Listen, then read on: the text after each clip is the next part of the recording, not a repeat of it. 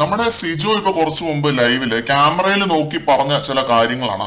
രതീഷ് ഏട്ടൻ ഇപ്പൊ കുറച്ചു മുമ്പ് വന്ന് എന്നോടൊരു കാര്യം പറഞ്ഞു. അതൊക്കെ ഞാൻ അക്സെപ്റ്റ് ചെയ്യുന്നു. ഈ സീസൺ ഇംപ്രൂവ് ആവാൻ വേണ്ടിയിട്ടാണ് പുള്ളി ഇത് എന്നോട് പറഞ്ഞത്.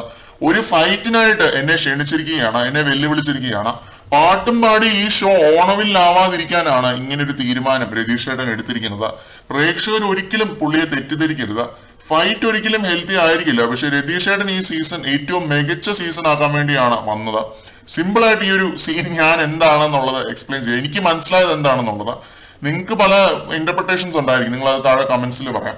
രതീഷിനെ തെളിയിക്കണം, പുള്ളിയെ എവിടെ നിർത്തിയാൽ കോൺട്രിബ്യൂട്ട് ചെയ്യാൻ സാധിക്കും എന്നുള്ളത്. അത് എങ്ങനെയും ബിഗ് ബോസിനെ തെളിയിച്ച് കാണിക്കുക എന്നുള്ളൊരു പരിപാടിയാണ് രതീഷ് രാവിലെ മുതൽ ചെയ്യുന്നത്. അതിനുവേണ്ടിയുള്ള സകല അടവും പയറ്റുകയാണ് പുള്ളി ഇന്നത്തെ ദിവസം ചെയ്യാൻ നോക്കുന്നത്. ഇവിടെ പ്ലാനിങ് മാത്രമേ ഉള്ളൂ, ആരും കളത്തിലിറങ്ങി കളിക്കുന്നില്ല എന്ന് രതീഷ് ടണൽ റൂമിൽ ഇരുന്ന് അഭിഷേകിനോടൊക്കെ പറഞ്ഞൊരു കാര്യമാണ്. പിന്നെ ഈ വീട്ടിലെ സേഫ് ഗെയിമേഴ്സ് ആണ് കൂടുതലും എന്ന് രതീഷ് പറഞ്ഞു. അതേപോലെ തന്നെ ഞാൻ പരാജയപ്പെട്ടവനാണ്.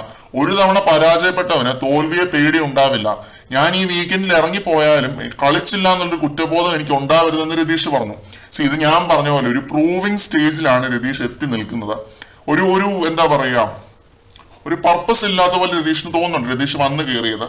അപ്പൊ എങ്ങനെയും ഗെയിം കളിക്കുക, പുറത്തേക്ക് പോവാന്നുള്ളൊരു കാര്യമാണ് രതീഷിന്. ഇറക്കി വിടാനാണെങ്കിലും അവിടെ നിർത്താനാണെങ്കിലും കളിക്കും എന്നതാണ് രതീഷിന്റെ തീരുമാനം. എന്തായാലും നമുക്ക് നോക്കാം. ലൈവിനകത്ത് സിജു ഈ പറഞ്ഞ പോലെ ഏറ്റുമുട്ടൽ ഉണ്ടാവുമോ അല്ലെങ്കിൽ ഒരു വഴക്കുണ്ടാവുമോ എന്ന് ഇതുവരെ ഉണ്ടായിട്ടില്ല. ഉണ്ടായി കഴിഞ്ഞിട്ട് അതിനെക്കുറിച്ച് നമുക്ക് സംസാരിക്കാം.